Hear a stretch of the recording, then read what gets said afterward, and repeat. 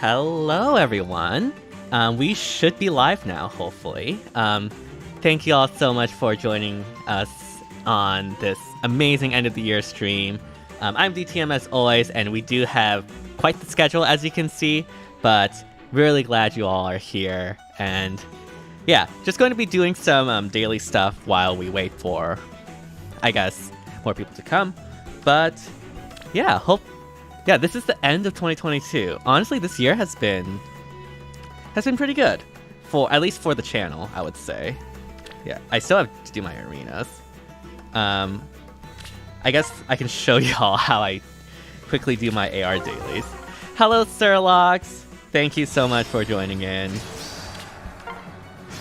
Yeah, this is Fallen Edelgard in action, everyone.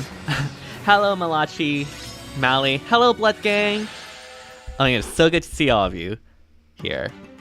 But yeah, we're just doing dailies in the meantime. Oh, hello, Lindius. Oh, it's already 2023 for you? Awesome. Yeah, it's like 6 hours until 2023 for me. So, yeah, same as you, Blacking. 6 hours for me as well. So, it's going to be a while, but if like I actually did this to time it at midnight, I don't think anyone would actually be awake to watch. So, yeah. But yeah. For me, it's 4 hours. I see. Man, the folks in Australia have it easy, being ahead of the rest of us. So jealous. Oh, hello, Sothis. By the way, has anyone actually... I'm surprised they actually refined this. Has anyone actually got a good 5 hours and 59 minutes left? Awesome. Wow, I feel like most of us are on the same time zone then. Alright, Fallen Edelgard defeats Sothis, as is canon. Awesome. Yes. We have to ask our time-traveling brothers from down under, I guess. I don't know. Yeah, I need to get these rewards too. Fallen Edelgard Suite? I hope so. Also, it's... Also, yeah, I also need to, what's the word? Vote for Cordelia in the voting gauntlet. As a reminder, that is currently a thing. Hold on, let me just quickly post these stuff on YouTube. Yeah, that looks fine. I mean, not on YouTube. To like the various social media discords and stuff.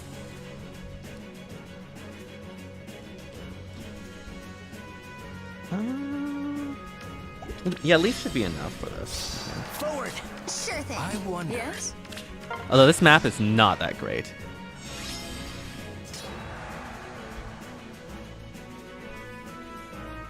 Do you have spike? No, you have I'm grateful to you. Let's go say hello. I love to dance. I wonder. Friends, I will not abandon you. I'm grateful to you. Not that it would... That was particularly difficult anyways. 800 voting flags? I have so much voting flags. I'll show you after I finish with this, but... Yeah, it's pretty good.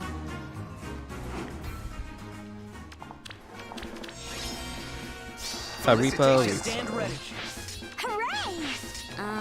So fun. Shh. Quiet down. Yeah, I never use flags because I don't. We were going to surrender that. Whoops. I did not mean to do that.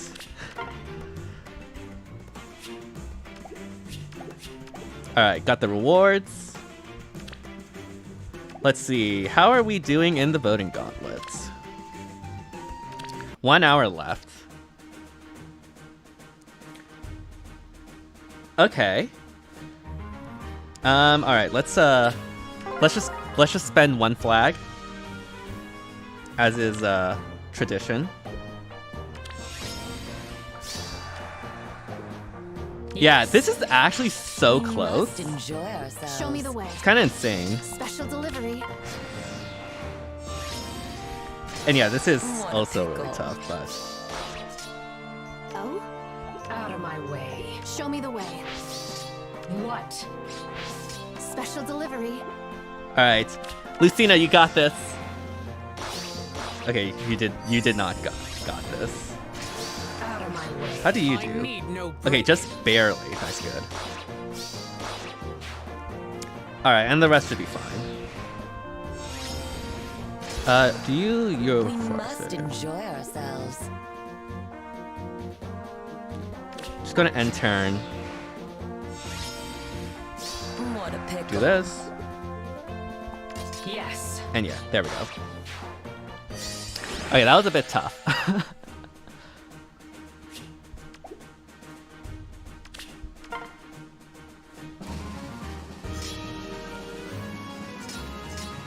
But yeah, how's everyone doing? This is like the last day of 2022. It feels just like yesterday. It was like the beginning of 2022.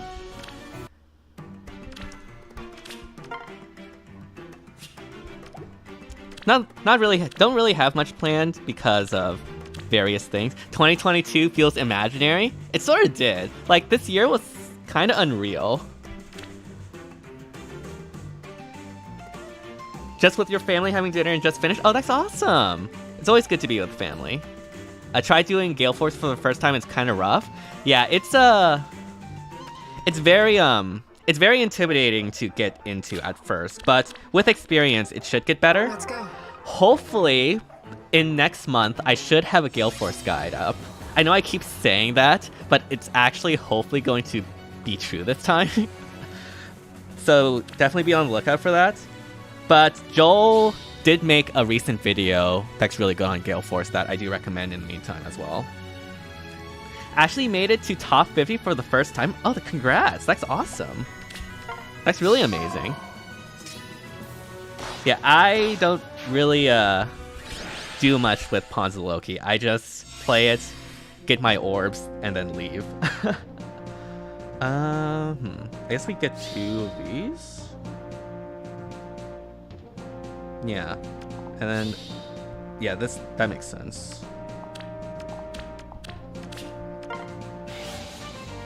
Yeah, Pawns of Loki isn't exactly my favorite game mode, I have to say.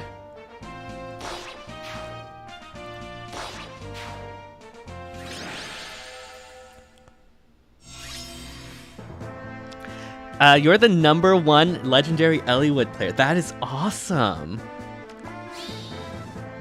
I don't want a mulligan yet. I guess having a red one would be fine here. I don't know why I'm putting so much thought into this. Just need some more wins. I'm sure you'll get them soon.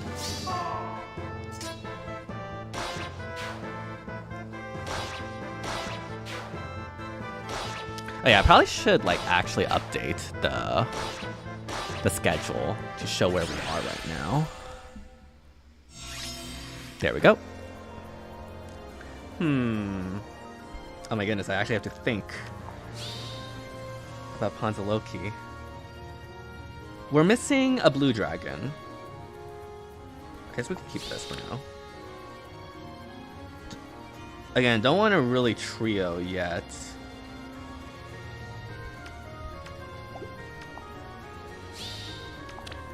No, I don't. Yeah, like that. Red, blue, blue, green. Good enough.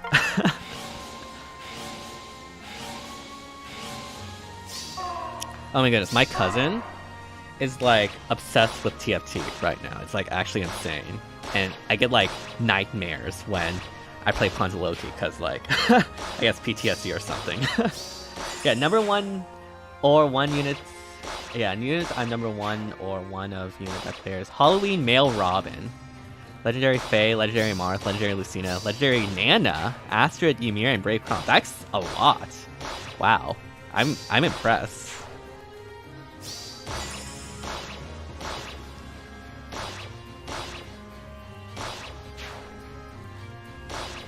That's quite the repertoire.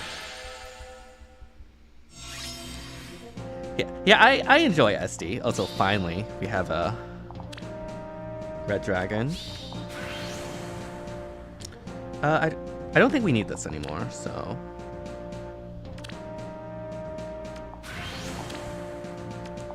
Alright, cool. I haven't actually been keeping up with, like, the SD, what's the word? Yeah, the SD tier lift increases. I've just been, like, sort of staying at 2200. Just normal SD. SDS and SDR, I have been trying to get into the higher tiers. Did reach rank 1 in SDR, but haven't been able to reach it last time. So hopefully this upcoming one we'll be able to do so. And yeah. This map, I think, is looking a lot better than like the last map, which was really bad. So let's move along here. Otherwise we'll be here forever.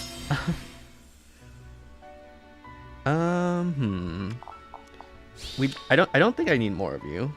I need more of you. Nice.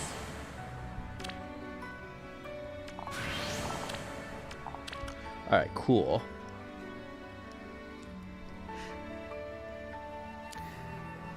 Oh, Legendary Fae could definitely be a menace. For sure. Good enough.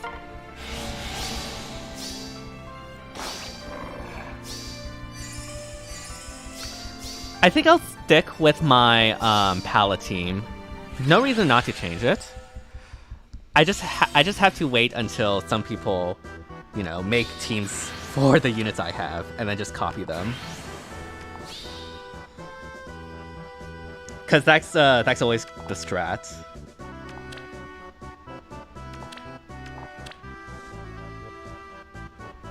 Crazy mad when you see Pala. I love my Pala. Like, best decision I've ever made was building a Pala. Also, wow, Edelgard, you really did a number.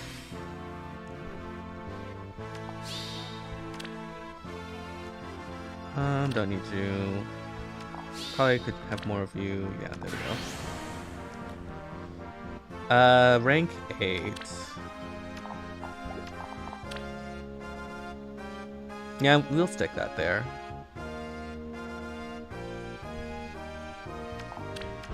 Good enough for science. Oh, DC Vantage? I don't actually use DC Vantage on my Pala. I just use Pala as a hit and run unit. With like Harmonic Azura. Because obviously like the DC Vantage build can get hard countered by also that was terrible. Can get hard countered by Hardy Bearing, or it's like sweep effects, which most teams actually do run. So yeah.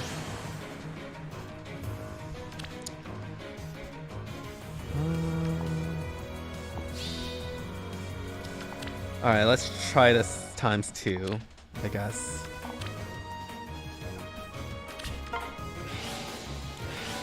But yeah, even though like I now have Winter Burnie, I don't think I would use a Vantage Pala build, because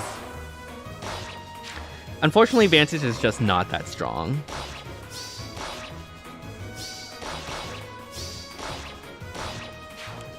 In SCR. Now SDS, that's a different scenario, because obviously there's only one Hardy Bearing seal. But yeah, I still don't like relying on Vantage strats, because there's just so many things that could go wrong. Also, what is this Morgan? This Morgan's like super tanky. What? Wow, we're getting destroyed.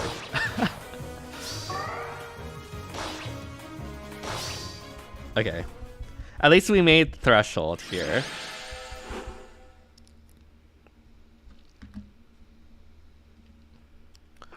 Alright, yeah, we meet 4,000, so that is all we need.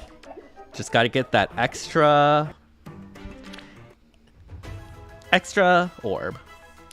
And yeah, now Hall of Forms. Gnaw is actually so strong. It is unbelievable. Still need attack res finish on her, but she's like, she put in like a lot of work, obviously. She got all the kills. I've got this. Make me an offer. I will end them. Show me my Yeah, let's just do this. Like, look at that, 0 damage. Yeah, I was surprised too. I did not expect that. What did it cost me? Good. I mean, I wouldn't forma her because I already have like 3 copies of Gnaw, and even though like having infantry, ooh, speaking of attack res finish, let's go.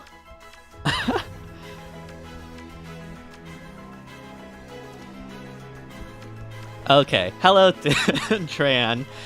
Nice to meet you here on the stream. Yes, finish is obviously super good. Very happy with that. Alright, so this is pretty much the perfect build now. Oh man, getting a Forma for this is super tempting, but... again, I have like 4 Gnaws, so I don't need to do that. I've got this. Let's go. Here comes the I bill. will end them. Oh, you plan to Forma your Gnaw too? Oh wow, yeah, the exact same build.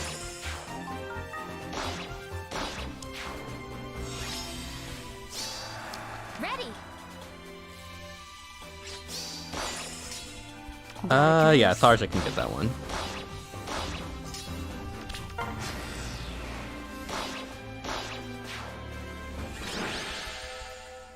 Alright, let's see if we can get, like, Distant Counter Seal. Nope, just Phantom Speed. Oh well, not like that matters. Honestly, I don't know. Alright, let's just... I don't even know why I'm still playing. We already got Perfect, but... I guess it's for the Distant Counter Seal. Are you sure? I'm still surprised we got a Distant Counter Seal. I've got this. Show me my prey. Make me an offer. Go, go, go. What will it cost me? All I right. will end them. Let's see if we can get Distant Counter. Dragon's Wraith is interesting, but Dragon's Ire is better. Alright. So yeah, Gnaw is like fully built, but... sorry, I only have 1 Forma right now. And also... where are you? Yeah, I already have a Gnaw here. And, I have 2 other Gnaws here, so... yeah, definitely not on the priority list for me. In that case. But yeah, I think that covers most of the dailies. Are we missing anything else? We already did Ether Raids. I accidentally did Ether Raids beforehand, but I'm not going to do an extra one because I literally cannot lose another defense match if I want to maintain Vault, because I accidentally forgot to play on Tuesday. So yeah, that was sad. We spent the voting gauntlet. Yeah. All right, cool. I guess we can get into the main event now. Just give me a moment as we transition to the 2022 FEHvorites Awards for FEH. Where did you go? Alright, here we go. So yes, obviously 2022, there was a lot of cool units that were released last year, but I have some that I prefer more than others. I know, shocking. And yeah, we're going to go through each of these, and I guess I'll just reveal which ones I say are the best new hero, seasonal hero, etc. And also, the template is from Vasquez. Once I'm done with this, I'll put out a tweet with this image and link the template for you. But there's like plenty of templates online. Like I know KCB Brian had a template, but this one came first, so I set it up first.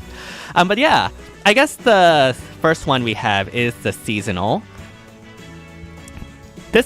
Not seasonal, the new heroes. And to be perfectly honest, I think I was not a fan of 95% of the new heroes that were released this year. I mean, it's not that I hated most of them, it's just that I didn't really find many of them that interesting. But I guess because it is the one I did vote for, I have to go for Brave Crom for the new hero that was released this year. Brave Crom was obviously the one I really wanted to win CYL and was the one I was rallying. And I'm so glad he managed to get the Brave version, especially after last year. And also, he is just super fun with a changed fate and everything. It's really nice, and I really like it. The only reason why he wasn't in my top 5 favorites in the previous video is I personally think the design is not as creative as it could be. Like I'm more of a big fan of like creative designs, which is why I really liked last year with Marianne and Erica a lot. But yeah, despite that, like Crom is obviously still really cool, and really do appreciate him finally getting a Brave version. Yeah, his art is good. It's just that design-wise, I don't think it's the most creative, which is the main thing I want to see in like Brave alts. I will say a close second is Fallen Lilith. Like Fallen Lilith is just looks so cool and looks so much fun, and I really want that. But yeah, Brave Crom, best new hero of 2022, in my personal opinion. Alright, next we have the seasonal, and I wonder which seasonal could it be? Could it potentially be the person in the stream layout right now? No, surely not. Okay, yeah, it's Valentine's Lucina. Yeah, nothing much to say here. Lucina is my favorite character, and I'm so glad after 4 years without an alt, she finally got another one. And I think it was long overdue, but it just looks so good. And obviously her having future vision is also really fun to use, despite her being a save armor. And I mean, I mentioned this like in my top 5 video, but like future vision just opens up so many plays, even though she is a save armor. And especially during like the Lucina Emblem clears, like I've gotten very good mileage out of that. So definitely do appreciate Lucina finally getting another alt after 4 years. And yeah, I guess I can get a free copy when AHR Engage Cup rolls around, although I'm still actually unsure about that. We'll see. But yeah, Valentine's Lucina would definitely be my favorite seasonal of 2022. Alright, next up we have the reward. And like the new heroes, I personally didn't find a lot of them to be compelling or that interesting in terms of the reward units. I mean, there were some that were really neat, but for the most part, like, I didn't really feel that much affinity to them, mainly because a lot of them were from games I haven't played, or they were just characters, you know, that weren't like my favorites. But I think one definitely did, and it is definitely Valentine's Lissa. Valentine's Lissa is, like, I'm a huge Lissa fan, mainly because of Owain, but, you know, Lissa's really cool too, and she just looks super good in this art, in the alts. Yeah, Valentine's Lissa, absolutely amazing, and F2P staff armor is something that is definitely very new, and a niche that I really appreciate, even though I haven't merged her up yet. She's still super cool, so definitely appreciate it. Alright, Best Resplendent. Well, this was going to be Ophelia, but then IS had to pull a sneaky on us. Thankfully, though, because it is Resplendent Brave Lucina. Finally. Like, this looks so good on her. Like, top tier Resplendent art, in my personal opinion. Like, she just looks so good in that Resplendent attire. And yeah, I'm very glad. Like, I've always wanted this ever since Brave Ike got a Resplendent. Like, Brave Ike and Brave Lucina getting Resplendent. The duo, like, it couldn't be any better. Like, even though I'm not a huge fan of the Asker thematic, like, I would have loved something based off of Hell, for instance. I think that would be really cool to tie into Future Past. But the way they did Asker theme here was just really well done. And yeah, I can't believe that Brave Lucina got a Resplendent when OG Lucina hasn't gotten hers yet, right? Like, that is so weird. But yeah, anyways, next up is the best remix or refine. And like the previous... actually, no, hold on, what am I saying? Like, this was like one of the first ones in the year. It's Legendary Lucina, best remix, and definitely the one I got the most mileage out of. Brave Edelgard could have been better. I just wish she had no armor, but oh well, she's still a top tier Near Saver. But Legendary Lucina with her remix is just so much fun. And yeah, I mean, obviously I'm biased, but I do believe Legendary Lucina is so underrated. Like, you don't really hear a lot of people talking about her when it comes to, like, you know, win legendaries and stuff. And, you know, Legendary Lucina is pretty much the only legendary I have at plus 10, so maybe that's skewing my perception, but regardless, I do think that Legendary Lucina has to be my favorite remix in Refine. Although again, Edelgard does come a close second. Yeah, Legendary Eliwood is also super good. I wish I had him though. Like, there's a lot of units that I wish I had that I didn't. Yeah, I was scared too when she just got debuffed. I was like, you know, this is kind of interesting, but not exactly the greatest. But yeah, Plegian Perf, super amazing. So sad she, like, fell to Grima though. Like, what's up with that? Alright, favorite debut. Oh, your favorite remix is Yune's? I mean, I don't blame you. Yune is, like, super strong now. Like, it's actually insane. Alright, favorite debut has definitely got to be Embla, in my personal opinion. Embla is my favorite Book 6, newly introduced OC, and, like, her storyline is super compelling, and, oh my goodness, her dynamic with Asker is just so good. I love it so much. Like, I'm so thankful they got a duo together. And not only that, Embla also disables saves, so that's good by me. But yeah, like, in terms of debut, like, obviously Chrom already debuted, Lilith already debuted, Ophelia already debuted. So, and most of the actual debuts that aren't, like, alternative alts and whatnot didn't really captivate me as much as, you know, Embla did. Yeah, Feud is a bit much, but, like, what can you do, right? But yeah, Embla, definitely my favorite Book 6 OC, newly introduced, and very excited to see if future alts have more Severance, hopefully with high res, so we can avoid Elamine. But yeah, favorite legendary or mythic? I guess for those that watched my top 5 video, this won't come as a surprise, but it has to be Legendary Veronica. I just think her development, not only in this book, but throughout the entire books that we've had, was just really above and beyond a lot of the other characters. Now, granted, that is not saying much, but still, I appreciate it.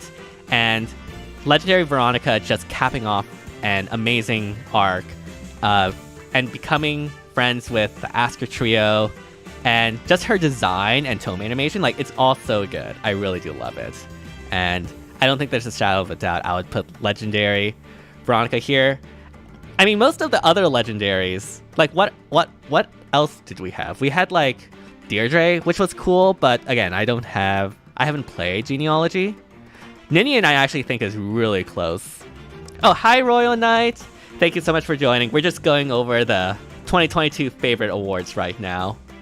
Yeah, as I was saying, Legendary Veronica just was, I think, just above and beyond in terms of like my favorites. So yeah, definitely do appreciate Legendary Veronica.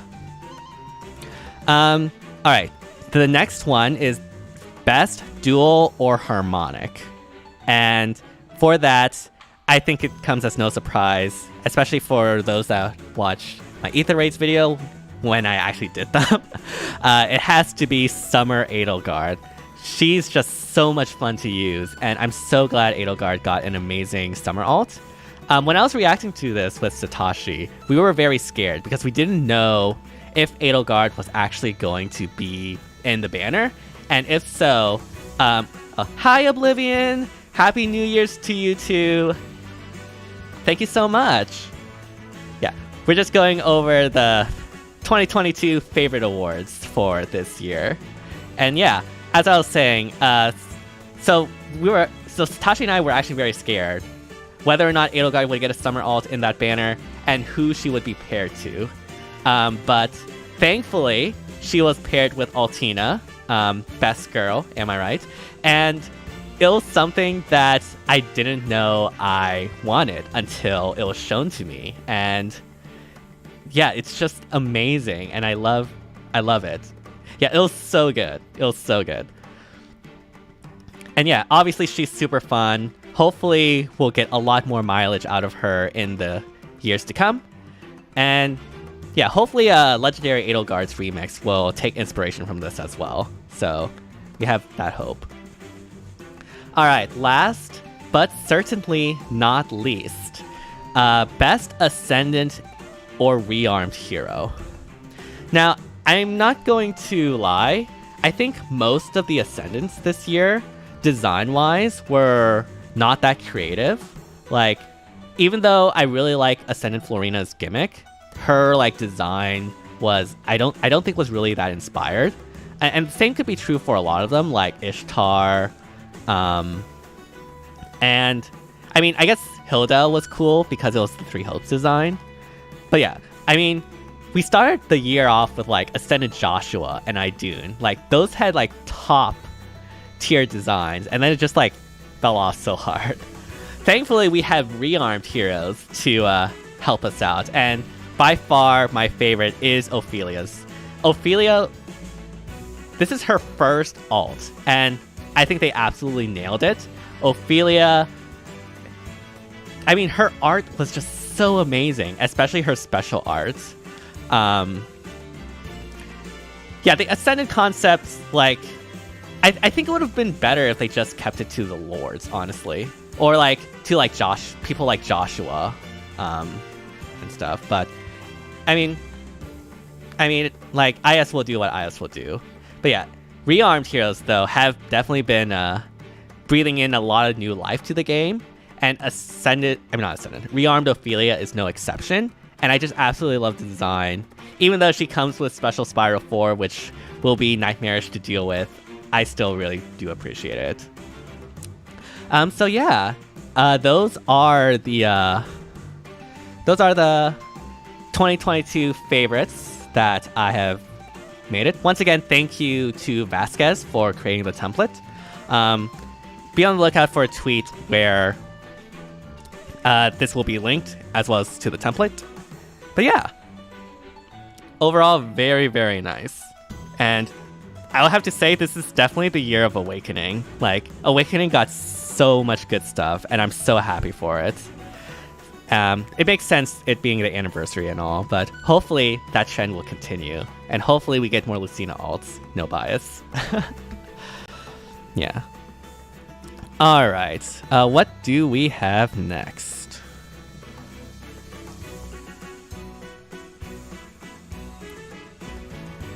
Oh, hi, Cameroon Mercer. What do you think 2023 will bring?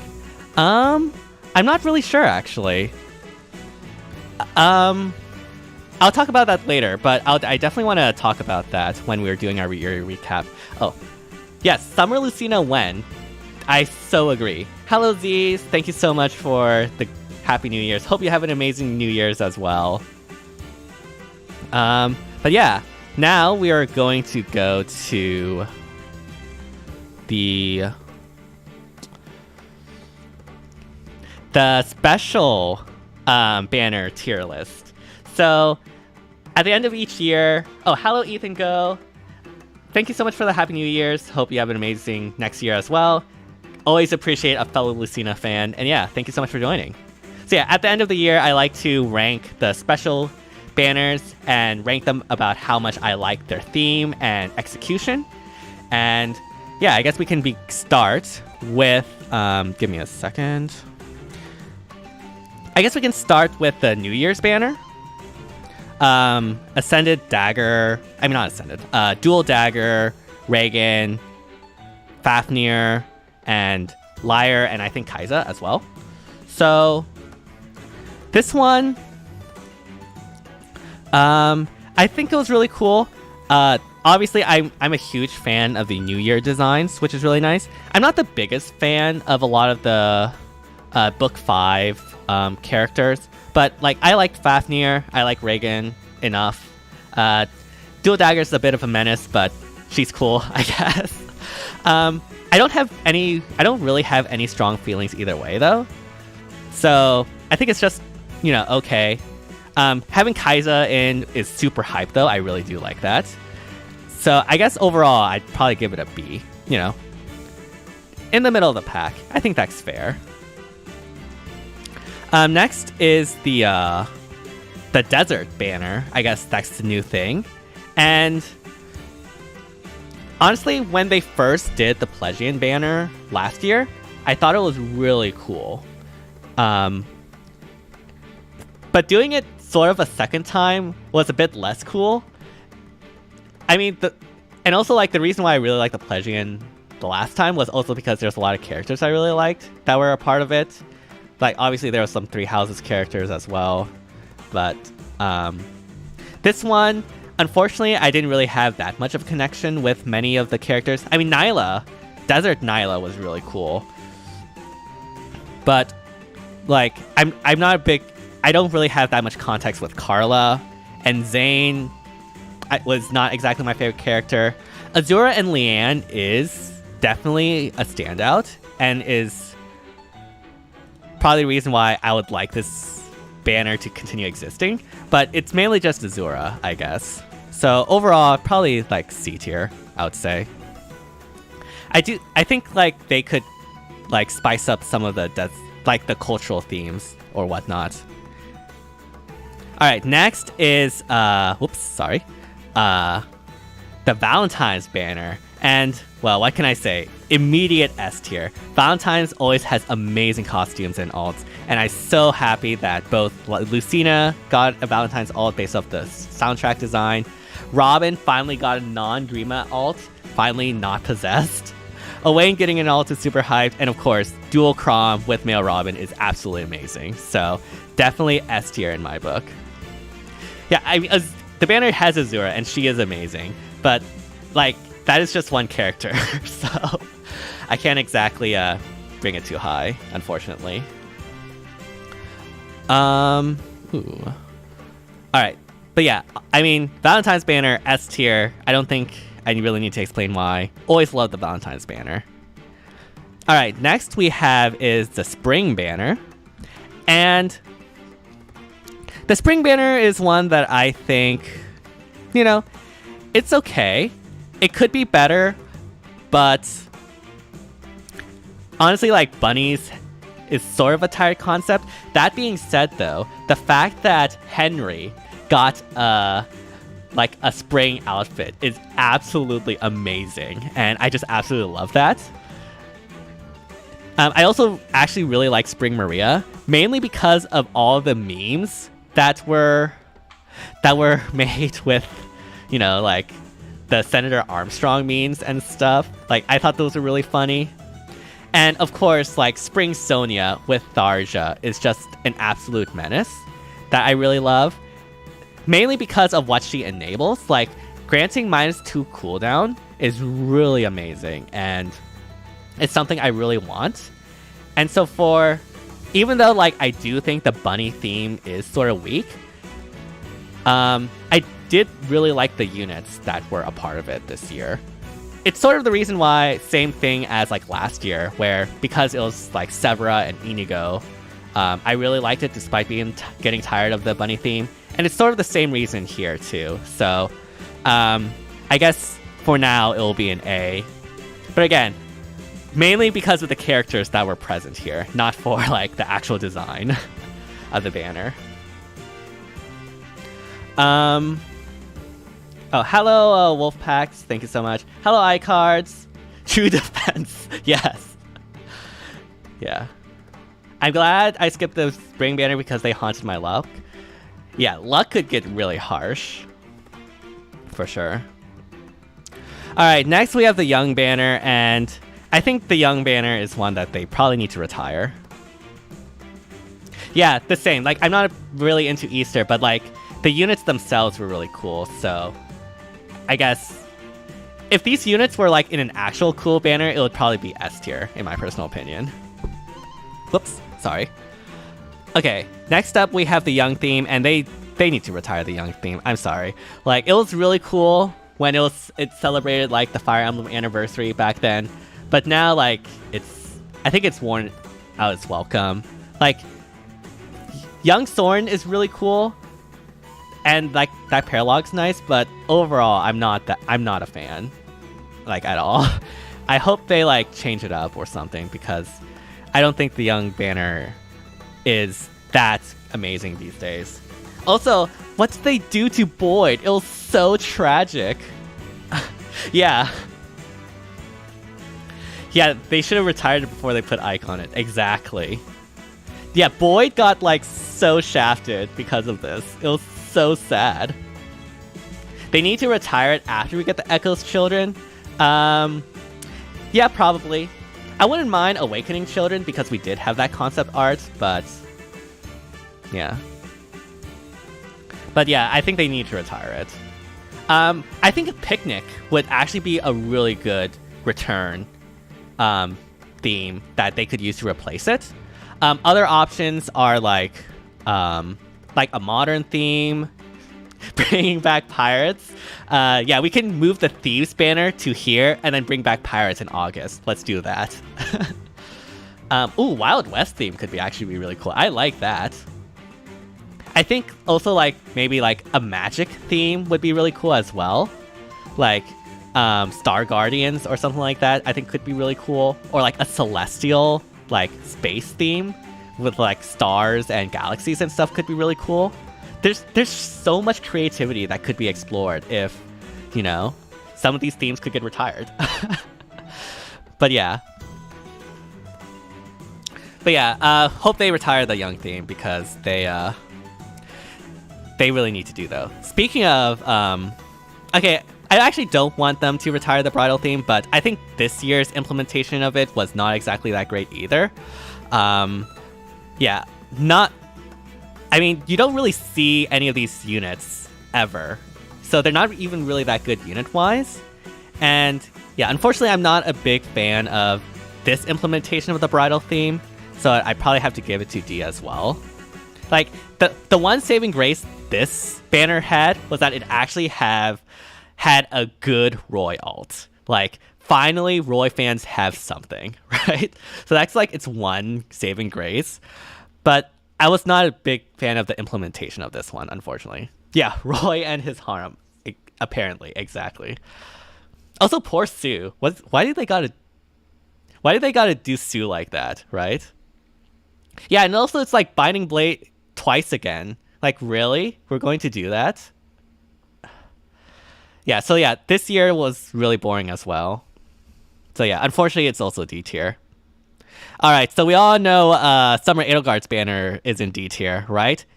Definitely my least favorite banner of all time. No. S tier. Everything is amazing. Had Edelgard and Micaiah as well. Like, and Summer Alencia, which I always wanted more Alencia alts. She really needs a legendary one. But yeah, Summer is super stacked, and obviously having the 3 lords is amazing. Summer Claude being like one of the best 4-star demotes we've had ever with Fallen Star, like that is actually insane.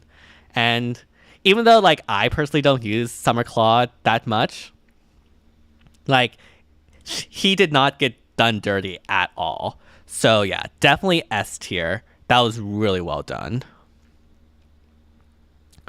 Okay. Next we have the next summer banner, which is with Thor, Erica, Leon, and others, I guess. This one was pretty decent as well. Unfortunately, I haven't played Sacred Stones yet, so I don't really have any feelings either way. But I know, like, obviously, if you're a Sacred Stones fan, this would have been absolutely huge. I'm a bit surprised Ephraim Dev didn't put Ephraim in here, but I guess they just moved that onto Engage. Summer Thor is okay, I guess, but I'm not the biggest Thor fan or Loki fan. So overall, I'd probably just put it at a B. Like, again, this is mainly because I haven't played Sacred Stones, so I don't really feel that much either way. So yeah, B tier is probably where I'd put this. All right. Yeah, converted to Erica Dev, definitely. No one expected the ice goddess relaxing on the beach. That was so funny, though. I have to admit, that was so funny. Niffle. I wonder if, like, Emblem will get treated the same as that. Just, like, have a huge shade during that. That'd be really cool. Yeah, converted to Erica Dev, definitely. Alright, next we have the Thief banner. And even though I actually like the Phantom Thieves, like, theme, in terms of the actual units, I'm not really that big of a fan of. Like, Soth was really cool, but unfortunately he was the demote. Layla and Kath are interesting. Layla, I think, is very underutilized, but I guess the Kanto uniqueness is not as impactful as, say, just like normal Kanto or fixed Kanto. Kath, I will say, I'm not going to underestimate because I got like like completely bullied by a Kath in Summer's Duels that one time that they should have won. So I will never disrespect Kath ever again. I think Thief Nino could have been so much cooler if it was Niles with Nina and not Kagero. Like, I think that would have been so much cooler, but unfortunately it was with Kagero. Nothing against Kagero. I just think having the father-daughter pair would have been a lot better. So yeah, unfortunately, I would probably give it a C. Okay, the Flame banner. This banner was definitely fire. Overall, I would say that I liked this banner. Like, initially, like, when I was reacting to it, I was very confused by the fact that there was no Camilla, but now with the benefit of hindsight that Camilla got a ninja ult, like, it makes sense. So I don't feel that confusion now beforehand. Flame Lin is like an SDS savior, so I've been converted to the Flame Lin gang, I guess. And Flame Tana and Peony, despite that being a very let's just say interesting pairing, unit-wise is actually super cool with the just giving out Drive Kanto, which is, or like the Kanto status buff, which is really nice. Rinka had amazing design and artwork, and Moosebell also was really cool as well. So overall, honestly, yes, me and my top tier dad jokes, I guess. So yeah, overall, you know, I actually did like the fire theme. I always like those like cultural themes a lot. And so this one being very unique, I do appreciate. So I'd probably give it a B tier, honestly. Yeah. All right. Next, we have the Halloween banner. And yeah, it's still a dragon theme banner, which does like... Yeah, I do like the aesthetic as well. Yeah, the dragon theme... I really do feel like they could use a lot more like diversity in terms of Halloween, because Halloween, I think, is one of the most creative themes out there that they can use. And it is unfortunate that so far it's like recently it's been sticking to dragons. That being said, pretty much every unit on this banner I think was designed so well, and I absolutely love. Like, despite Naga being a 4-star demote, I think it's absolutely hilarious. Her as a unit, like her design wise being like a ghost, I think it's super funny. Her voice lines is super funny. Halloween, Duma, and Milla is just really a wholesome, and I really do enjoy that a lot. The Paralog definitely endeared me to them as well. Yeah. Yeah, I mean, I'm not, like, okay, Corrin, you know, I like Corrin, all right? So I don't mind seeing 2 Corrins here. We finally got a witch Corrin after so long, so that's really cool. Also, one not by Sensha, which is really interesting. Like, because beforehand, all of the previous female Corrins were designed by Sensha. But this one, they got a new artist, and the art definitely slaps. And I also like male Corrin's art as well. So even though it is, you know, still Dragon, which does knock it down a bit, I have to put it into A tier for me. By the way, there's no ordering within the tiers, just an FYI.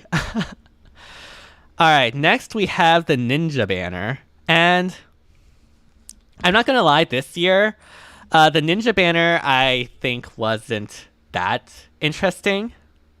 Yeah, I guess Sensha was working on Camilla. I mean, it's amazing that Camilla got an alt after, what, 3 years or something? Yeah, 3 years, I think. But even though Ninja Camilla was definitely a star, and Cherche finally got an alt, like, unit-wise, I'm not a huge fan of, you know, the units on this banner, design-wise or gameplay-wise. Like, not Ascended, Dual Leg Yarn is probably one of the most disappointing ninja duos we've ever gotten. At least in my personal opinion. Like, granted, we've only had 3, but whenever I see her, I'm just not that afraid compared to, like, Corrin or Linja, which obviously I've gotten a lot of good use out of. Heath is alright, I guess. Cherche should have been a lot more ripped, I think. And so like Camilla's cool, but I guess we can put it in C for Camilla. Yeah, that makes sense. Dual Leg Yarn is good when used correctly. I mean, that might be true, but I've never seen her used correctly, so I wouldn't know, unfortunately. Alright, last. Yeah, where is the Rip Cherche, right? Like, they totally robbed that from us. I'm so annoyed.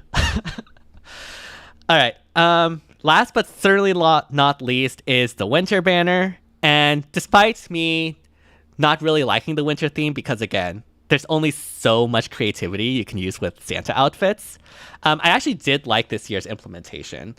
Obviously, the harmonic between Cordelia and Selena was really good. It would have been better if Cordelia knew who Selena was, but I guess what can you do?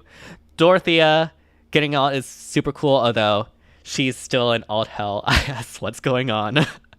And obviously Black Knight, absolutely amazing, and definitely should be the main Twitter person from now on. Like, who cares about Faye, right? But yeah, definitely A tier, despite my lack of interest in the theme. So yeah, overall, this is where I'd probably rank the banners. I will say, I do think the special themes have, like, or the special banners itself, I think got a lot more value, mainly because of how they've been pushing the dual and harmonic skills, or harmonic units. But, I mean, overall, I still like a lot of them. Obviously, having no pirates is a bit of a bummer, but I do hope that they continue to, like, experiment with new themes, because, again, like I mentioned, there's a lot of themes that they could be using that they just don't. So yeah, I mean, they could do like a paintball theme or something, like Splatoon or something. I don't know. There's just so many things that they could do. But yeah. Yeah, I want Dorothea to have a base version too. Like, it's never going to happen at this point. Like, I've pretty much lost all faith so far. But yeah. I guess that's what we get. All right, but those are my opinions. The great intellectuals at the FEH subreddit have their own FEH Awards that they've just ran, and I'm actually very curious what the results of this survey was. So I guess we're just going to be going through these and reacting to them. I did vote for this, and so I'm curious to see where exactly my vote landed and whether or not I like guessed correctly or not. But yeah, let's take a look. So yeah, the FEH Awards of 2022 from the FEH subreddit. Let's go. All right, favorite original Golveg. Really? Okay, that's starting off really interesting. Okay, I mean, I guess she definitely made a good first impression. And like her time in like the timeline mechanic and her like few screen time in the book 7 story so far was really cool. But I did not expect her to be first over like Asker, Ash, or Emblem. That surprised me. Okay. Yeah, everyone wants to this is before she's playable too. Everyone wants to summon for the evil snake lady. I mean, yeah, definitely can see why though. But yeah, very interesting to say the least. I personally voted for Emblem. I'm surprised she didn't get higher than Ash, but I guess that makes sense. Ash was very popular, so makes sense. Next is Best Original Soundtrack, and that goes to the April Fools. Makes sense. I personally voted for the book 6 Emblem Veronica theme because that is like so haunting and such a masterpiece. It was really cool. The main theme of book 7 was alright too. I just really liked the violins and the overall soundtrack of that. But obviously, this was really fun, so I definitely do appreciate that.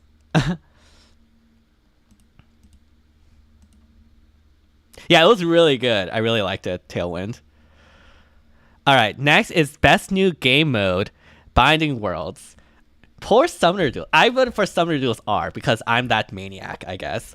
But I am actually curious, what would the vote be like before the Otherworld bonds were announced? Like, would Binding Worlds get that many votes compared to the others without the Otherworlds bonds? Because while like beforehand, Binding Worlds was like cool, it wasn't exactly the most in-depth mode. But obviously with Otherworld bonds, like it just rocketed up in value. So I'm curious to see how that affected. Like, yeah, obviously like not many people are a fan of Summoner Duels. And yeah, I have no doubt Binding Worlds would still win, but I'm just wondering like how much it would win by. But yeah. I personally voted for Summoner Duels R because again, I'm that sort of maniac. Let's see here. Best Banner Special Heroes. Yep, makes sense. People would vote for Summer Vacation. Was definitely my favorite. One of my favorites too. Oh, nice. Here With Me, second place. Very base take. I love it.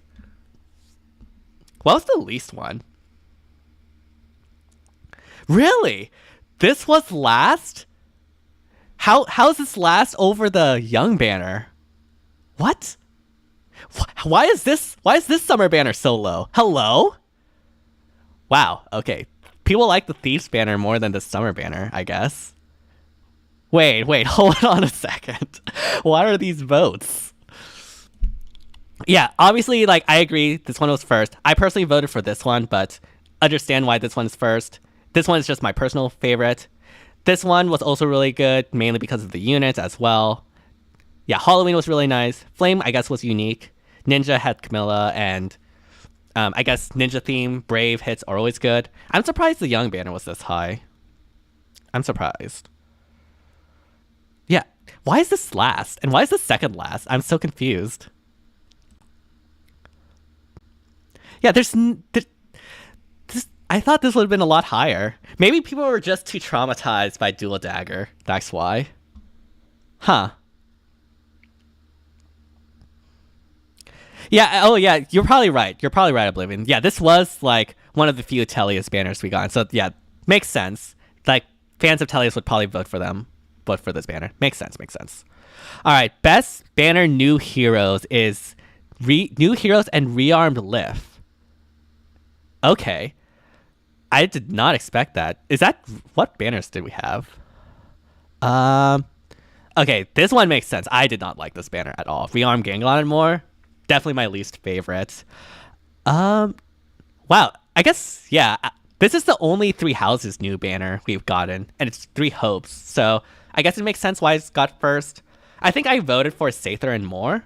No, I voted for Rearmed Robin and more, because, again, Awakening and also Rearmed Grima is just so good. And Ascendant Air was also amazing as well. Sather and more, obviously a close third. Yeah, I think this one's carried by Idun. I like Idun a lot. Kath is also really cool. Joshua, definitely, I think, alongside Idun, the best Ascendant hero we've gotten this year, so it makes sense. And then the rest are very boring, I think. Yeah. All right, that makes sense.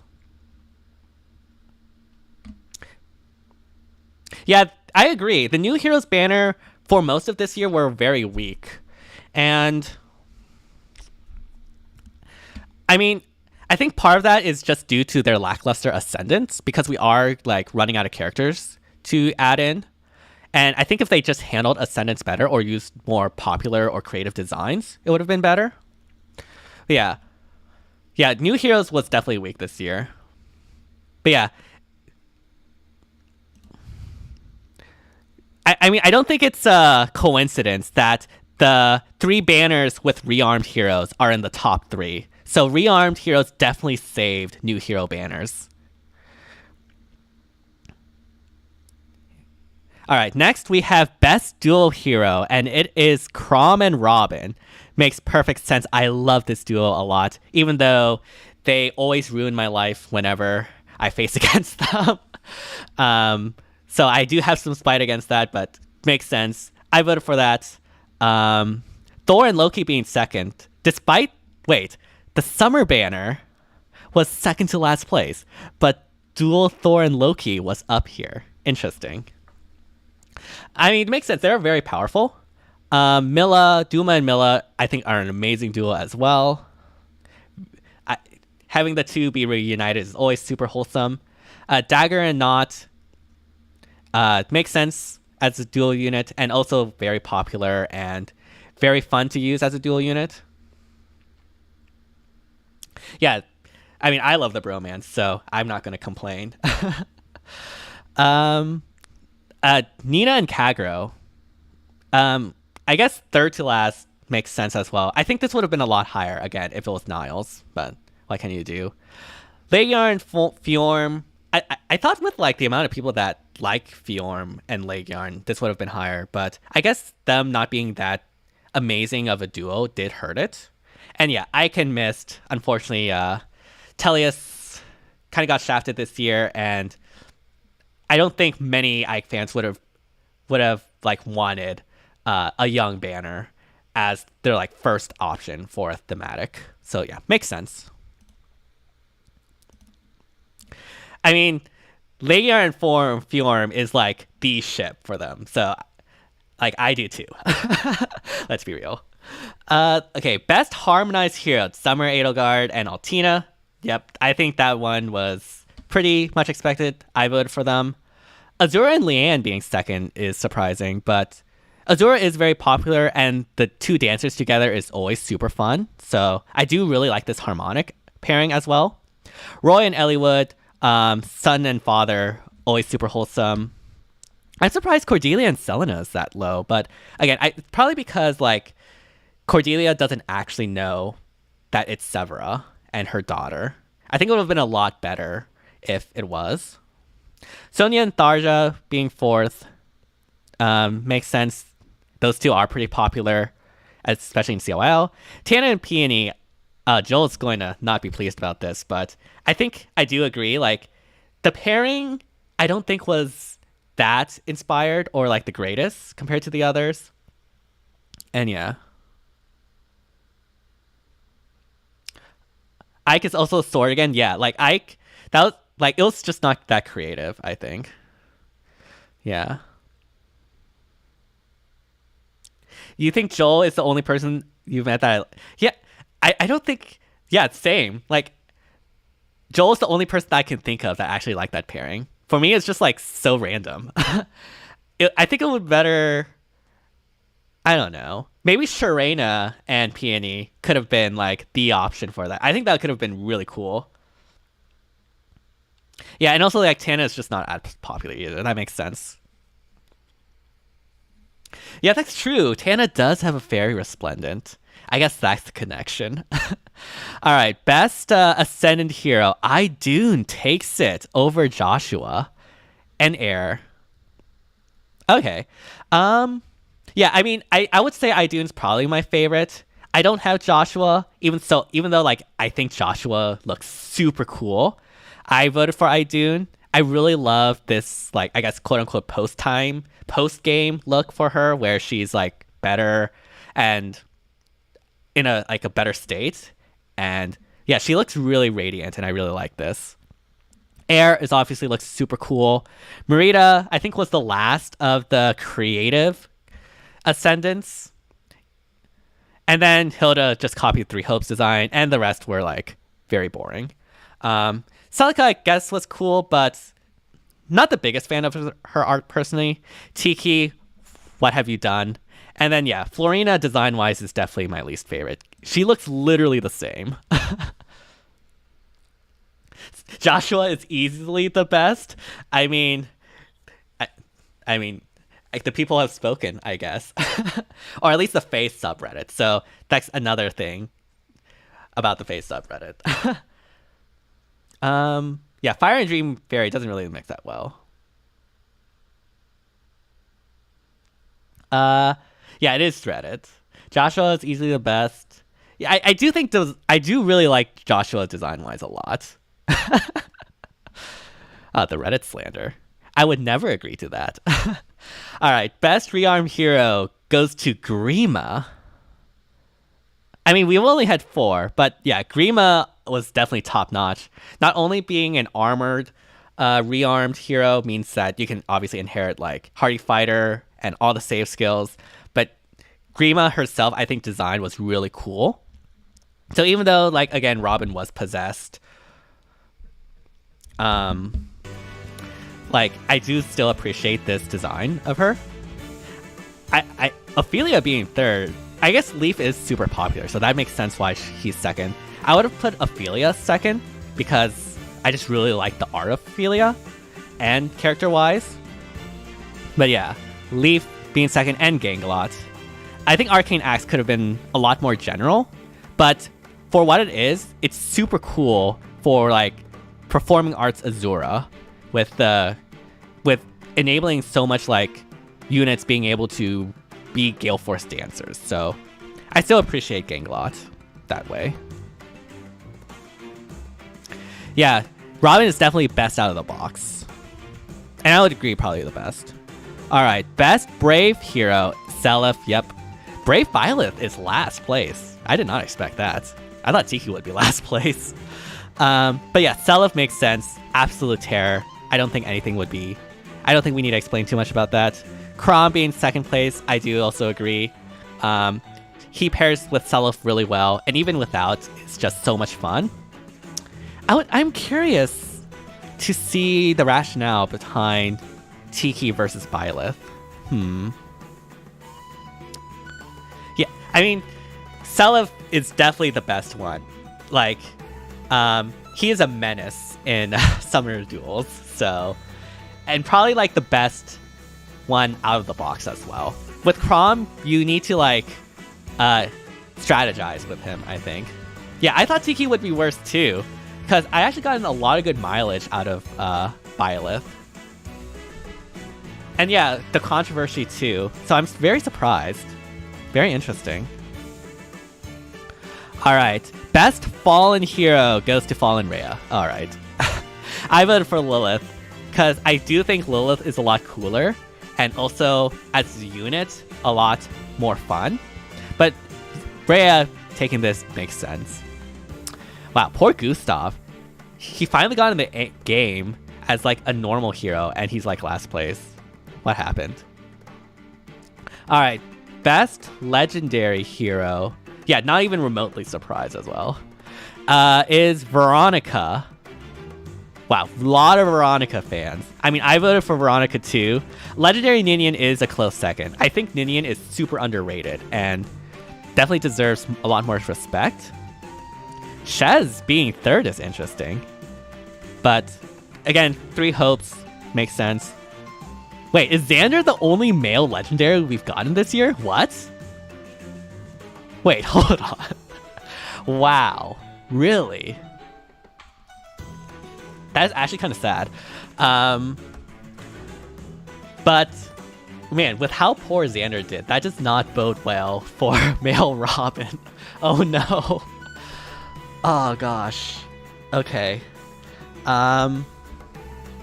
Anyways. Yeah, I will say, I think a lot of legendaries this year, I personally wasn't really that interested in. Like Sita, I wasn't really that interested in. Deirdre Mur, I wasn't that interested in. Xander, I think, was done really dirty because they literally released so many Axe Calves before him that he just didn't stand out. Nana was really cool. And I do think like Veronica, Ninian, and Shez and Nana were definitely the standouts, so yeah. Yeah, I wish I had a Veronica. Veronica is so cool. Alright, best mythic Ambla and Asker tied for first. Oh my goodness, that just fits them so well. Wow, okay. Embla and Asker sharing first is so appropriate. Makes sense. They're definitely the most popular, I would say. Wow, poor Sather being last. Sather's design is so good, though. I guess I sort of agree, because at least when I'm using Sather, I don't really feel that I want a match because of Sather, right? Sather is more of, at least from what I've been using her for, as a win more unit. Because I mainly use Gale Force, and for most Gale Force clears, you can just trap a unit, and Sather doesn't really do that much. Where like Sather, I think, like truly shines is like tanking strats, but that requires a lot more strategy to use, so it does make sense. But yeah, I'm surprised Sather is down low too. Like I'm trying to rationalize it, but yeah. I didn't expect Sather to be so low. I thought she would be a lot more popular. Wow, okay.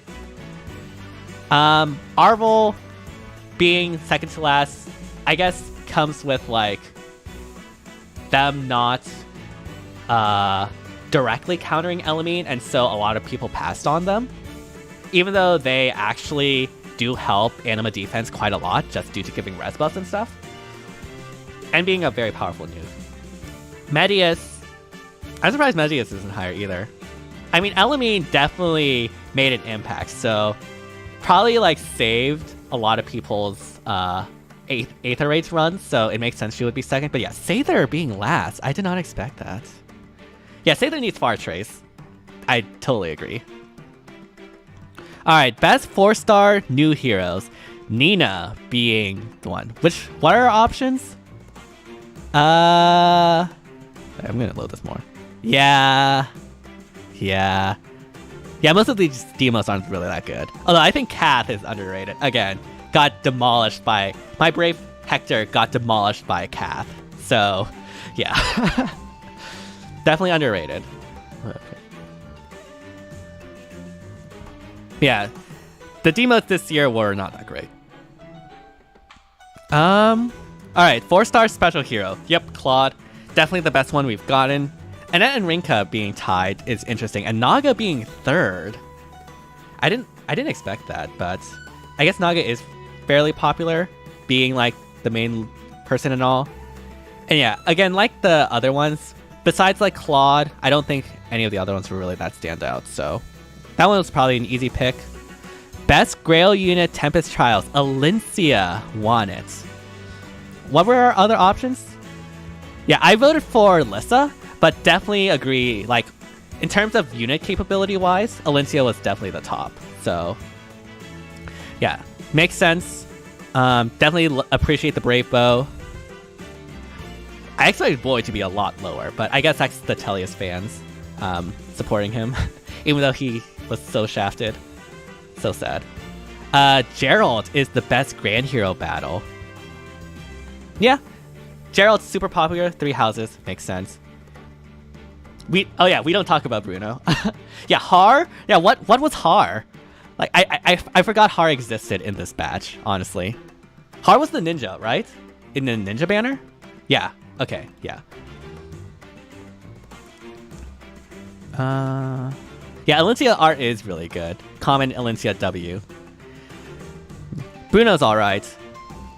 But, I mean, I don't think he's really that any special besides obviously being a Santa outfit.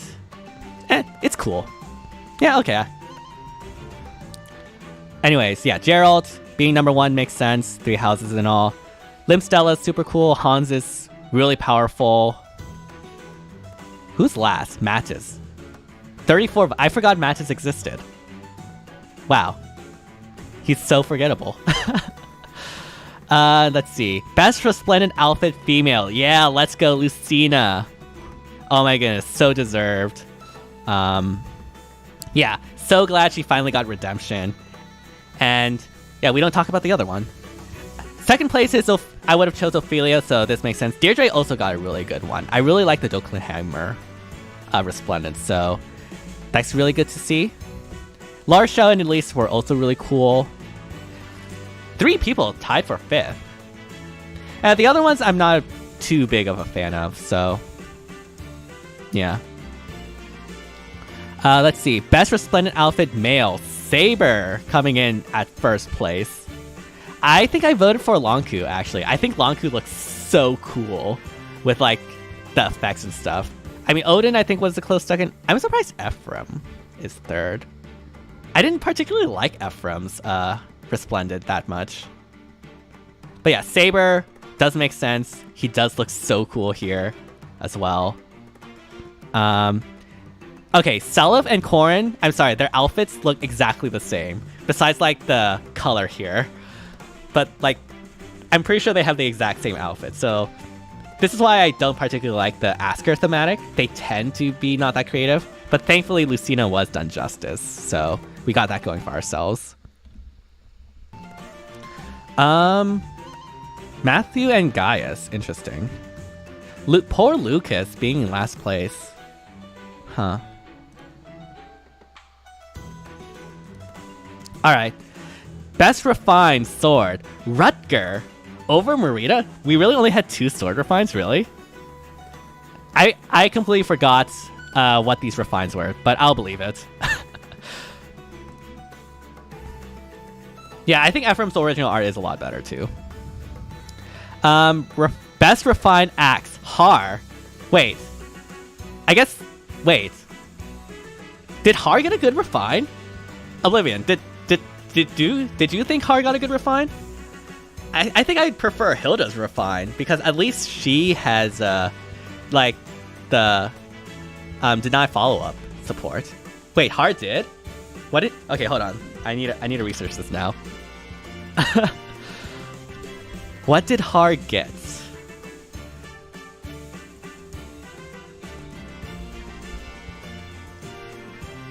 Okay, Har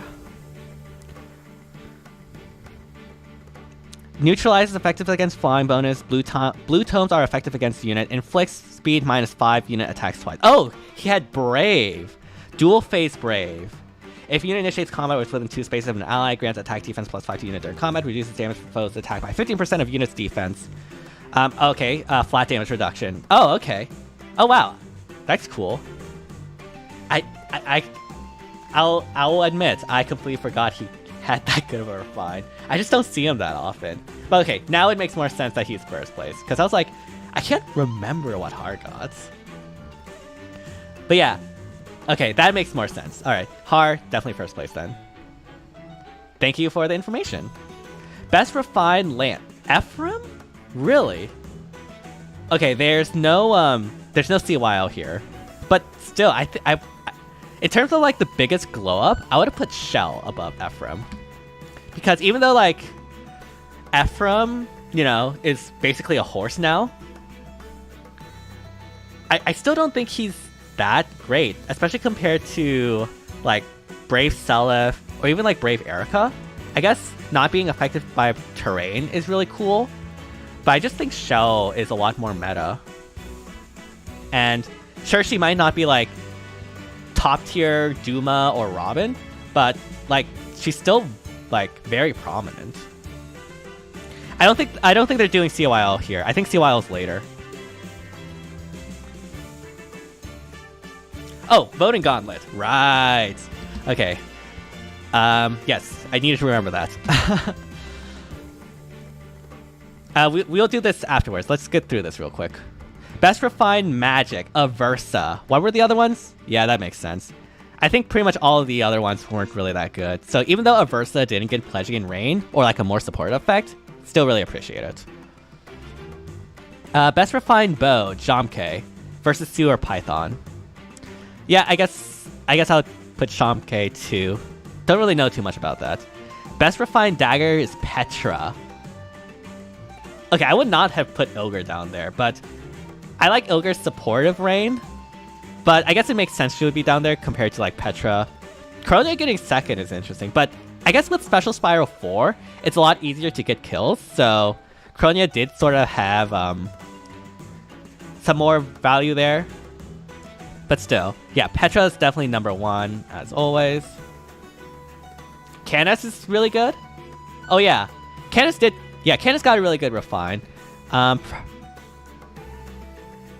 Yeah, I don't know why Huber is this high though. I personally didn't like Huber's refine that much. But that makes sense. Best Refined Beast, the Lion King. Yep, totally deserved. Right now, a meta Far Saver. Yeah, really want him. Valoria, I think I would have personally preferred over him, mainly because of the fact that I mainly use Gale Force, and I wish I get a Valoria. But yeah, the Lion King definitely got the biggest glow up, for sure. And then everything else is whatever. Yeah, like, Hubert is number 2 makes no sense at all. Like, I don't understand how people think he got a good refine. It makes no sense to me. Alright, Best Refined Dragonstone goes to Gnaw over Idun.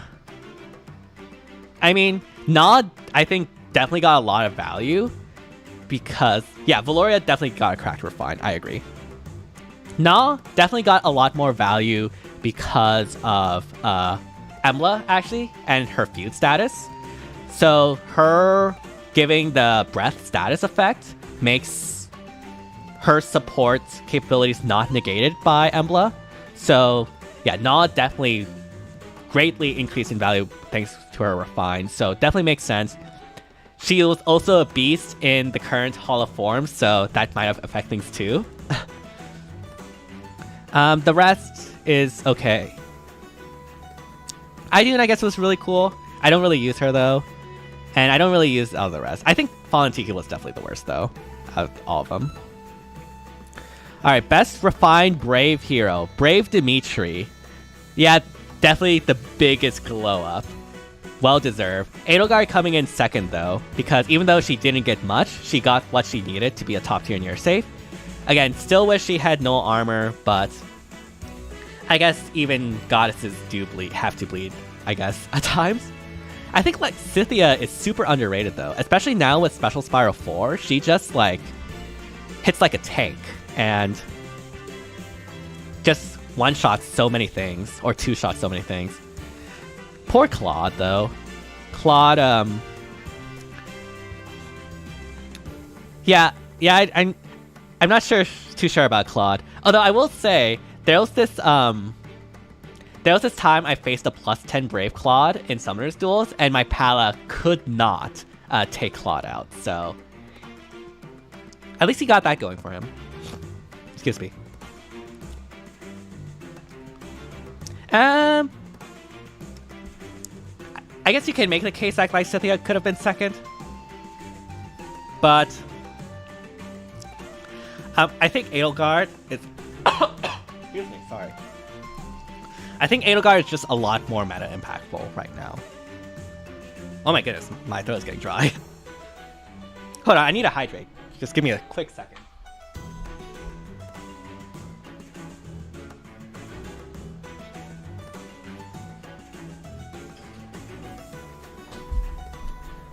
Okay, we're back. Got some water. Stay hydrated, gamers, exactly. But yeah, like, I think Lysithea also got a big glow up, but Edelgard is a lot more meta impactful as a near saver right now, so I think that's why she's second. Next, we have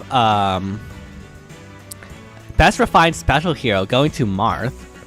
Yeah, definitely one of the most interesting refines we've gotten. Lyn, I would say, is a close second, but yeah, Marth makes a lot of sense as well. Myr should be higher though. Halloween Myr with her refine is actually such a good bar save unit, especially in SD. I think Myr should have been second, actually. Yeah. Myr's super underrated. Best refined legendary hero is Alm. Yeah, Alm is like an absolute nuke. I personally voted for Lucina because obviously. But I think I would have put Eliwood above Alm just because I think Eliwood just enables so much more than Alm does. Yeah. Oh, poor Roy, second to last place, and poor Hrit too. That feels bad. Best refined mythic hero goes to Yune. Oh my goodness. Yune got such a huge glow up. Such a powerful nuke now. It's actually insane. Like 0 from hero. Yeah, Eliwood is better, I think, with support. I don't know why Air's up here though. I think Air got a terrible refine. Like, actually, so bad for Gale Force. Never again. Best special video. Yeah, Lone, always gotta love the top tier April Fool's Day video. I think Destiny Closes In, I voted for. Yeah. Best special Tempest Trials, Life and Death, or Ice and Flame. Yeah, I'd probably agree Life and Death is better. I just think, like, Air's journey was a lot better, and also tying it in with Lift Thrasier and Ganglot was really cool too. Yeah. Who would you have preferred to win HR instead of Corrin? Yeah, Azura makes sense. I think Azura was like the number 2 that people wanted. I'd love to talk to the 110 Giga Chads that wanted Fallen Edelgard over all the rest of these units. Like, that is based.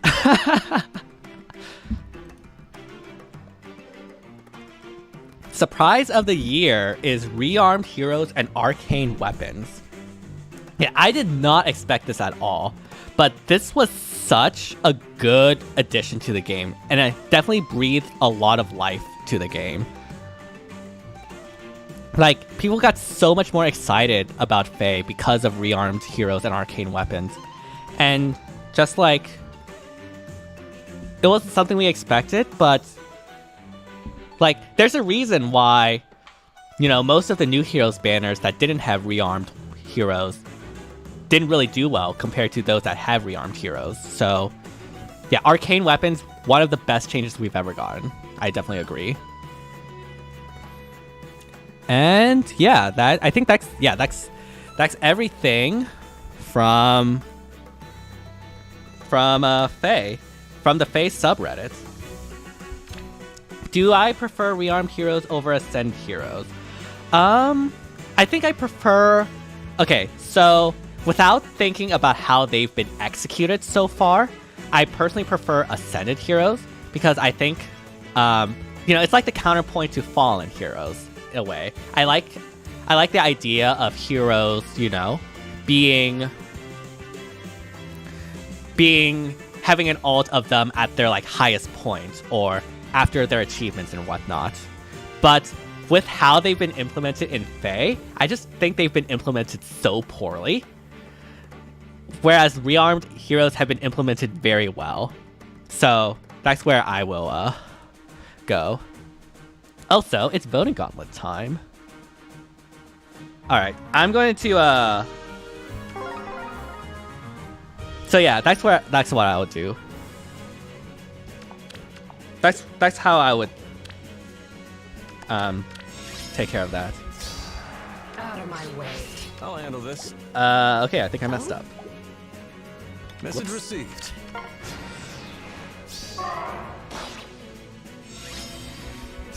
Your orders? Show me the way. So yeah, I mean, I think I would like rearmed heroes more if they continue to have preference skills. Special delivery. Also, Sather just disabled my Crom. Why you gotta do that? Okay, this is not going well. Special delivery. At least we can heal here. Show me the way. Alright, there we go. Crisis averted. Also, I need to update my schedule. What's your gripe with Crom?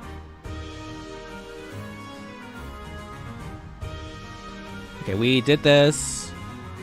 We did this.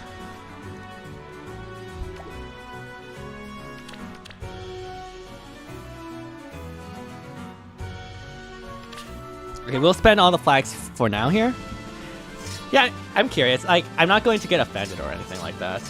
Like, we all have our opinions on characters and stuff, and, you know, that's perfectly fine.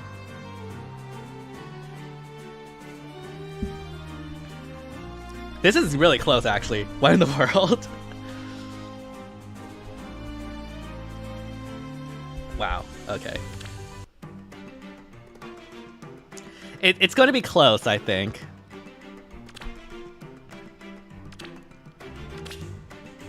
Alright, now with that out of the way, I guess we're going to do our Barracks Tour. So, I did a Barracks Tour last year. He outclasses Brave Erica. Does he? I guess in certain situations he does, yeah. BK sweep? Yeah, that makes sense. I mean, I think they have different roles, Brave Erica and Brave Crom, but I can definitely see it that way too, Royal Knight. Yeah, BK was... Sorry, all you BK supporters, I had to go with Cordelia. Yeah, it's gonna be super close. Okay, anyways, Barracks Tour. I did one last November, and so I guess from now on I want to do like a tradition of just recapping the year and seeing what units I've gotten since then. But yeah, last time we stopped at Brave Marianne, and I will say, the Pala here, which I've gotten like, I don't even know when I gotten Pala. It was a random free summon, I think. Just randomly. Like a Pity Breaker. On a random banner. But she was on the bench for so long. You get no tickets next year? No. Oh well. She was on the bench for like the vast majority of this year until I want to say September, where I decided to use her in SDR, and oh my goodness, she slayed so hard during SDR and managed to get me to rank 1. And since then, I just absolutely love Pala. And yeah, like Pala is definitely now one of the mainstays. And like, I think it's a theme for most of these units that a lot of them I managed to get on like a free summon because I don't really summon that much. But Pala is definitely one of the luckier ones that I've gotten, and I really do appreciate it. So yeah, definitely thankful for Pala. Sorry you were on the bench for so long. Got Micaiah as a Forma, so... Oh, gotta love attack speed catch and far chase. They didn't have attack res catch when I formed her, so that was like the next best option. Ash refused to like come home in her debut banner.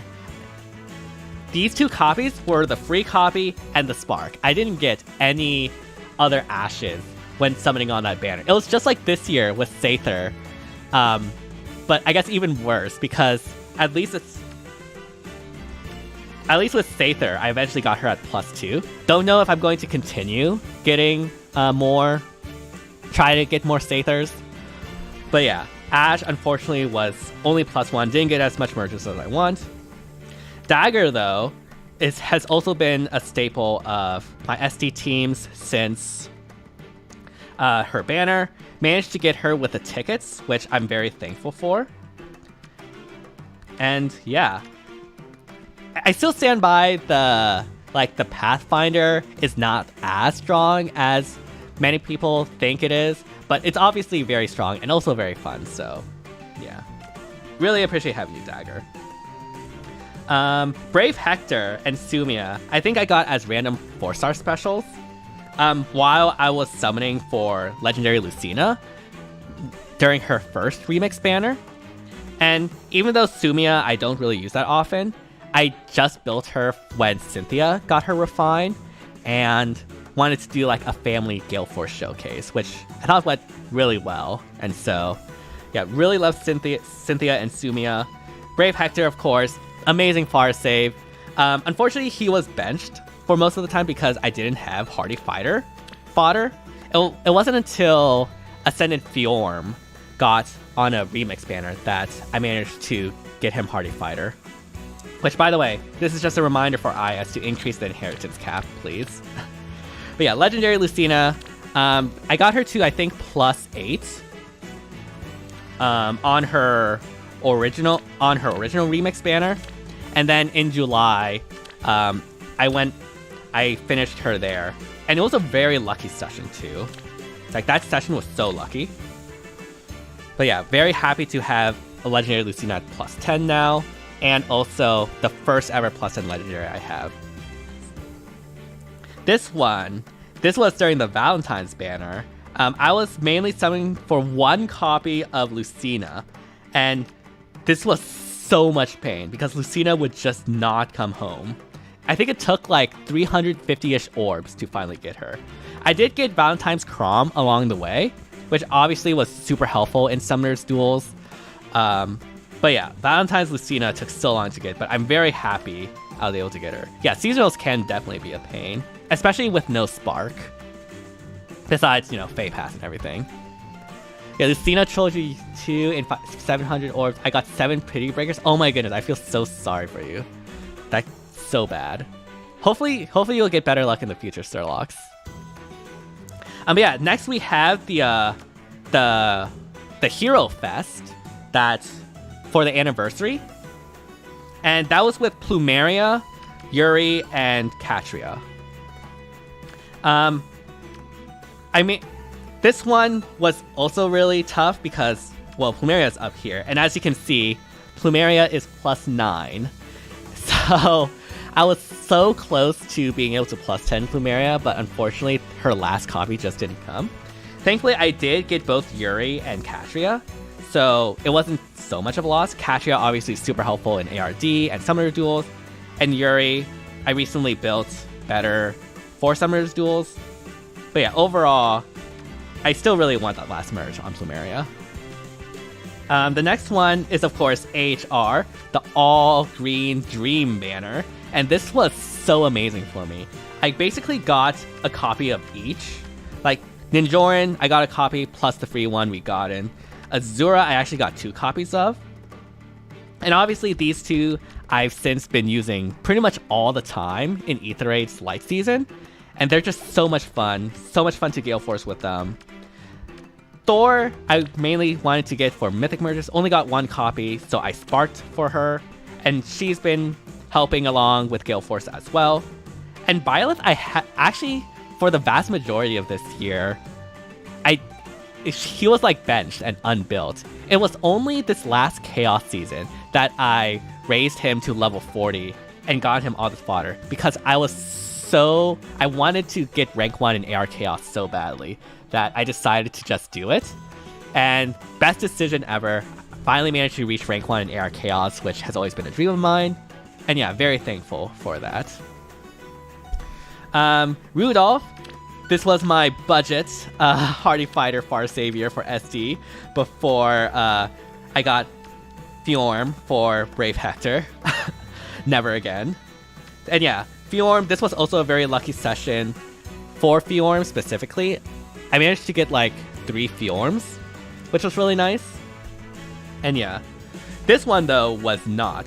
There was the engage banners for the promotion where you can spark Winter Bernadetta. I went through the entire thing.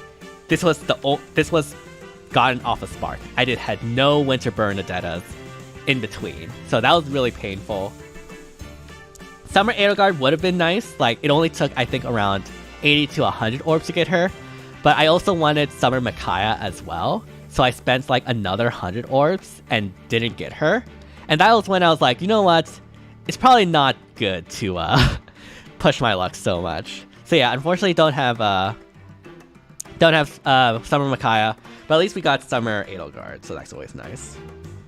Tiki, I got during the Legendary Lucina remix. Only really used her in SDS, but even now, not that much anymore. Sarah, Canto Control, only used her once, actually, in SDS. But I haven't really been able to use her since. So, yeah, that's a bit unfortunate. And of course, we have the Brave banner. This Brave banner was also so bad for me. Like, all of these, this one I got for free because the free choice of the CYL. And this one I sparked. I didn't get a single other focus unit naturally. Like, it was all because of Spark and the free summon. Like, none of these, like, that was so bad. I wanted a Brave Sulliv too. But they just wouldn't come home. Honestly, I probably should have chose a Sulliv for Violet, but I mean, whatever. There'll be Hero Fest soon enough. Lyn, I actually got on the free summon for the Special Heroes banner. That combined with free summoned Astrid helped me so much during the Might of Myriad seasons in SDS. Really do appreciate that. Larshell, Cav Healer, always nice. And yeah, this banner for Arvel. I got Arvel, which was really nice. I got 3 more Arvels, which was not so nice because I only wanted 1. I really wanted more Asker merges, but unfortunately, I mean, he is, outside of Milla, my most merged light mythic, but I would have liked more, and Elamine does nothing to me. Like, Elamine is actually so worthless on Gale Force. I hate it. Yeah. The next banner I summoned on... Yeah, I would have loved more Asker too. The next banner I summoned on was like Robin's banner with air. And yeah, like, managed to get 2 copies of Robin, which was really nice because obviously that meant more Hardy Fighter fodder, and also you can like duplicate AR Farsafe as well. And air, I still haven't built up yet, but she's super cool and really glad I was able to get her. Oh wait, I forgot to deconfirm the main heroes here.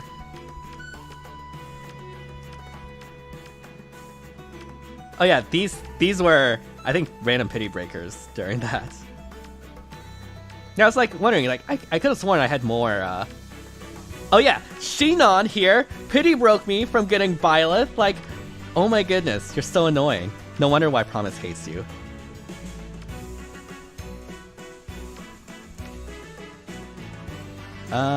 Okay. Yeah, so far my only highly merged light mythic is Milla, which is obviously super great. I forget when. No, it was during the revival that I managed to get an Idune based off the free tickets, and so that's obviously very nice. Yeah, Shinon, ill. But yeah, probably going to be replacing Brave Hector with Ascendant Idune now that I have her with Hardy Fighter and Farsave. Thank you, Arcane Dreama and everything. But yeah, and the next banner was summoning for Sather, and I did make a video about this. This was super painful. Got random Gustav and Priam.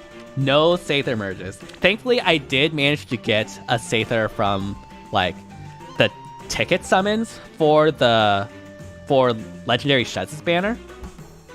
But still, that was definitely, I felt super bad about that. So really glad I was able to do my RNG manipulation Say they're at +2.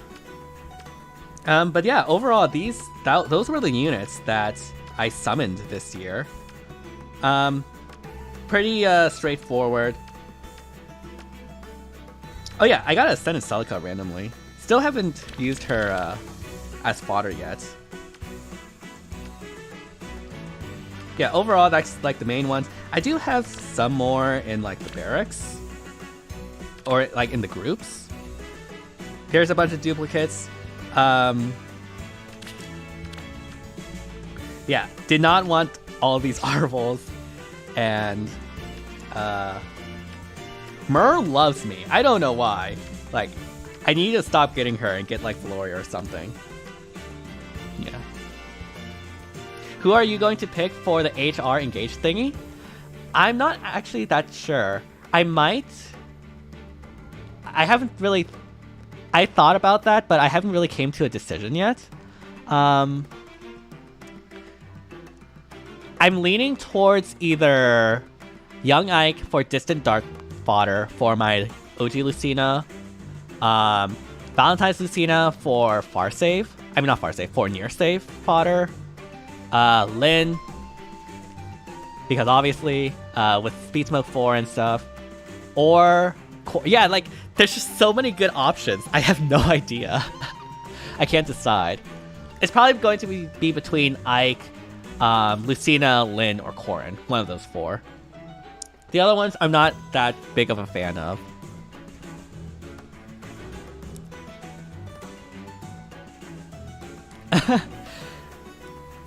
I mean, if it's Young Ike, I think it's acceptable.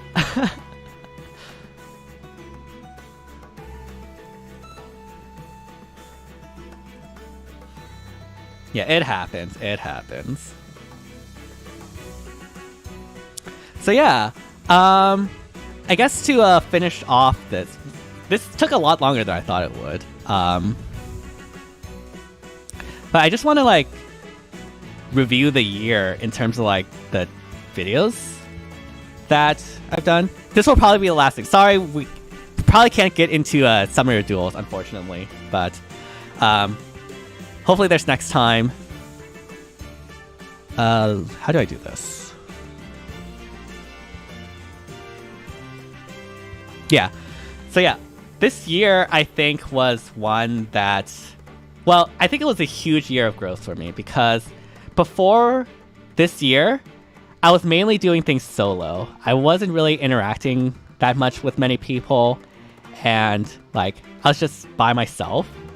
But this year, like I've met so many amazing people and got to collab with so many amazing people that, you know, like I don't think I would have gotten as far if it wasn't for them. So there are definitely people I want to thank for that. The first, well, one of them is here in this chat, but hello Oblivion. Thank you so much for always being such a great friend and having an amazing year. Our discussions are always so good. And yeah, like, I think it was my very first podcast I ever did was with Oblivion. And from there, like, I guess one thing led to another, and we're now like have a podcast series, and it's just absolutely amazing. And I've always wanted to do a podcast series, but where is that podcast series? Hello, where are you? You're here somewhere. Yeah, right here. And like, it was just so, like, words cannot express like how big of an impact that had on me. And like, I would not be where I am right now if it wasn't for, for you, Oblivion. So thank you so much. I also have to thank, I do have a playlist, but this is just chronological. I also have to thank Joel, because obviously Joel is such an amazing friend and such an amazing supportive person who I also really love talking about Fae with and a lot of other things in general. And I think I got introduced to Joel because of actually Fargas's tournament. during the group stage, I fought against Promise. And then Promise mentioned me, I guess, to Joel. And then he reached out to me to do a Summer's Duels video. And then from there, again, one thing led to another. I eventually got him in a podcast video because he also reached rank 1 and I wanted to interview him. And then since then, he's been a mainstay. And I'm so thankful that, you know, he reached out. He was so supportive and just overall an amazing person. I guess by extension, I also have to thank Gas too for hosting that tournament. Even though I don't really interact with him that often, that was definitely a thing that kickstarted me breaking out of my shell, which I do appreciate. I also have to thank Elwind and Satoshi for just being so kind and so supportive. Elwin, I think, was the first person I did a reaction collab with, and was just so nice. And I like to think that we really hit it off during that reaction, and just was so impactful in that it made me broaden my horizons a bit. And yeah, and of course Satoshi for also reaching out and being a fellow Edelgard fan as well. One of the best people, fun people I've ever gotten to know, and I'm so thankful I got to know this year. Yeah, there's just so many people I need to thank. I also want to thank BA Radiant Dawn for being the first ever person to reach out to me. Even though it's technically not this year, it's close enough to this year that I personally count it. First, I did the first ever collab with him, and obviously that was just a huge milestone because I never ever talked to any other person before that.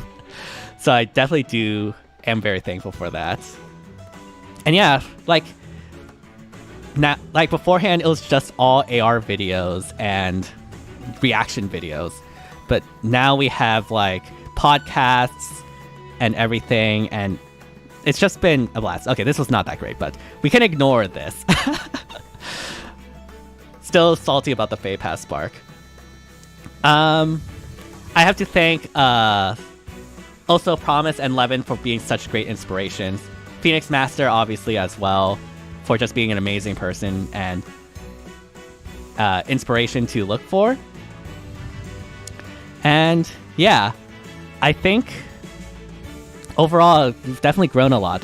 When I started this year, yeah, Grand Conquest. Yeah, Grand Conquest is also so good too. I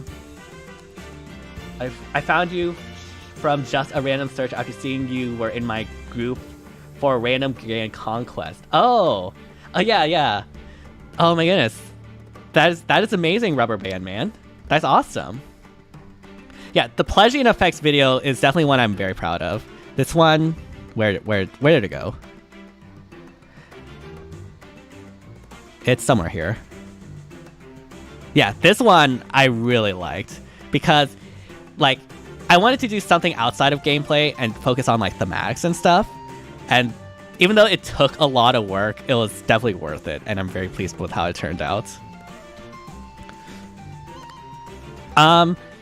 What was I saying beforehand? Oh my goodness, I can't remember now.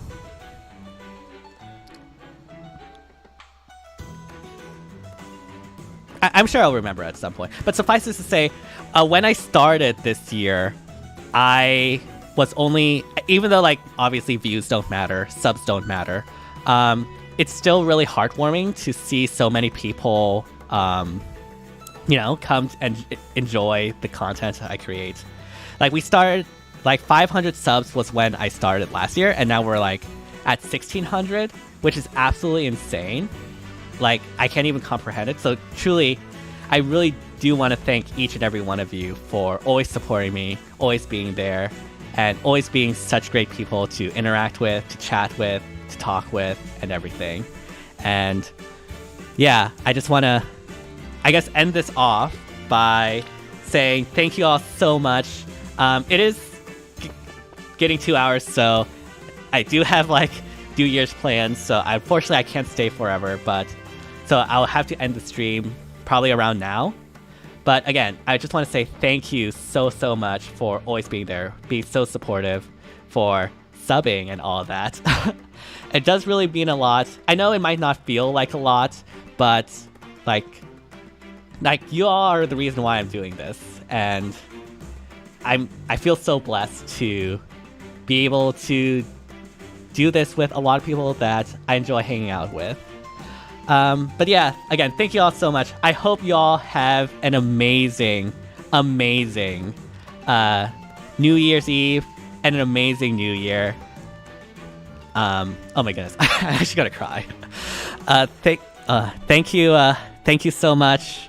I hope you all have an amazing rest of the day, an amazing rest of the weekend, and here's to a new year. Let's hope we continue going strong. Let's hope we will do bigger and better things for next year. Let's hope Faye next year will be amazing, even with Engage and everything. So excited for that. And yeah, thank you all so much for watching, and hope to see you all next year. Bye, everyone. Thank you so much.